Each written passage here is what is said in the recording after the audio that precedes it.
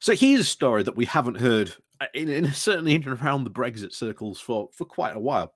That is, of course, what is happening with the UK's, shall we say, post EU citizen settlement scheme. For those of you who aren't initiated, essentially part of the withdrawal agreement and part of the, shall we say, pre-negotiations, one big factor from the EU was like, look, we've got lots of citizens living in the EU. They need to maybe reapply for their settled status and etc. And lots of countries took it on a very different level. You saw Spain that went, look, if you want to stay, then you have to become sort of a Spanish citizen. You have to do that. However, what the UK went and did was, look, we've got EU citizens that have lived here for quite some time. Let's just say they're done. They live here. Now that they don't necessarily have to reapply, it's done. And unfortunately, throughout all this, we have seen a couple of cases, I believe, that have popped through of people who have lived here, but after Brexit, applied to resettle here, as the UK has sort of said, you've got to now reapply to live here again, even though you've been living here for quite some time. They now went, no, sorry, bye.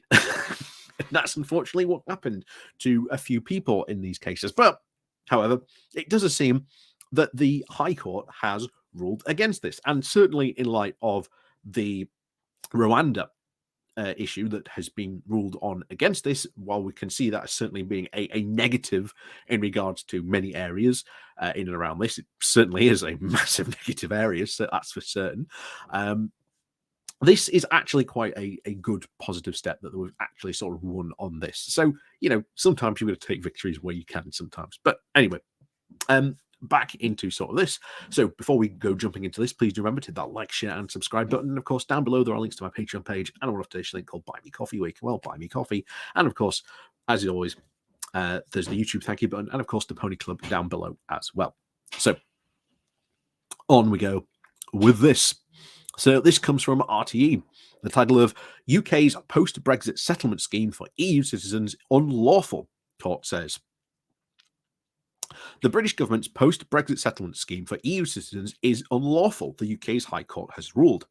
The Independent Monitoring Authority, an independent body which was set up to oversee citizens' rights, took legal action against the Home Office. It argued that Britain is breaching the withdrawal agreement with the European Union by requiring EU citizens to reapply for the right to live and work in the UK. The IMA's lawyers argued at a hearing last month that the scheme unlawfully requires EU citizens to make a second application after being allowed to remain in the UK or lose their rights of residence. EU citizens and their family members who had not established a right of permanent residence before the end of 2020 can be granted limited leave to enter and remain in the UK for 5 years, known as the pre-settled status. Robert Palmer, the representative of the IMA, said that those who did not make another application with those 5 years had been granted the pre-settled status and would, quote, automatically lose their rights to residence in the UK.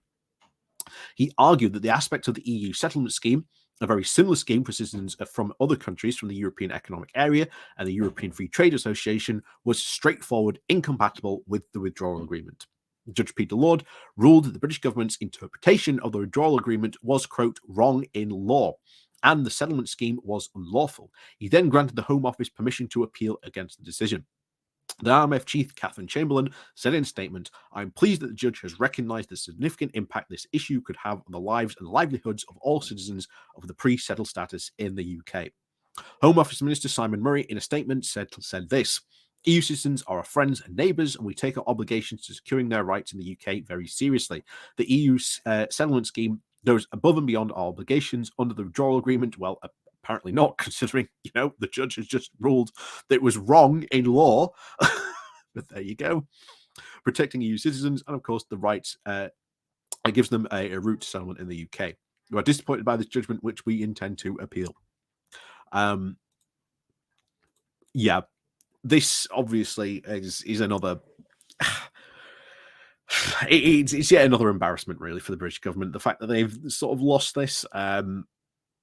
Will they apply? Will they appeal through it? What's the appeal going to do? To be honest, I don't know. I think that they've lost the appeal, clearly stated well. And it's just gone, yeah, it's wrong under the rule of wrong in law. That's, I think, a pretty significant damning statement. But the thing is about this, if this goes the other way, then there's no reason that other countries would just go, well, no, those UK citizens that applied for citizenship, no, thank you, bye bye. So, and this could become a very sort of tit for tat type of thing, and we don't want it sort of descending into that. And like I say, given the sort of the harshness that certainly the Home Office has shown that it intends to do in regards to immigration, it's good that, to be honest, that we've won on this. The UK government needed a good kicking, as it always does. And like I say, I'm glad that we've got these types of groups. And bear in mind, by the way, something else I want to bring up. There was a piece on Conservative Home that's been written very recently that is arguing that the government should stop NGOs from even allowing lawsuits, from taking cases to law, that this would have stopped all this nonsense around the Rwanda plan. And, we could have had those flights flying off. We could have fulfilled Suella Braverman's long-held dream. And yet, they are deadly serious about this. They want NGOs to go, no, you can't do lawsuits anymore. You're not allowed to take laws or issues to the government to challenge the government's sort of interpretation of laws or anything else that they might do against the law.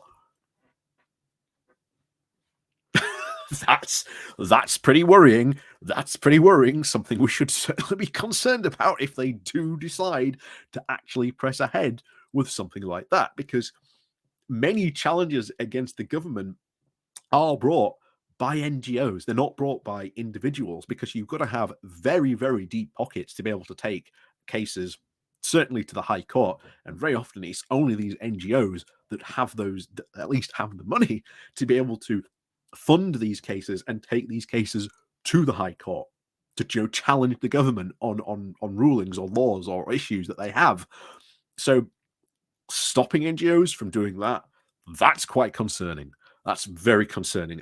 And trust me, there was a lot of talk on Conservative Home about, shall we say, trying to stop NGOs trying to do this, which was quite worrying. Certainly from, a freedom aspect, oh, you can't challenge the government. You're an NGO. How dare you? How dare you stand up for regular people? Yeah, that's quite concerning. Something that we should probably keep an eye on, just to see if they actually decide or are at least insane enough to go ahead. And I say that, but of course, it's the Conservative Party. Of course, they're insane to actually seriously try such a move. But there you go. Anyway, as always, guys, like I say, thank you very much for watching. Please remember to hit that like, share, and subscribe button. Of course, down below, there are links to my Patreon page and a notification link called Buy Me Coffee, where you can buy me coffee. And as always, thank you very much for watching. And of course, we'll see you all next time.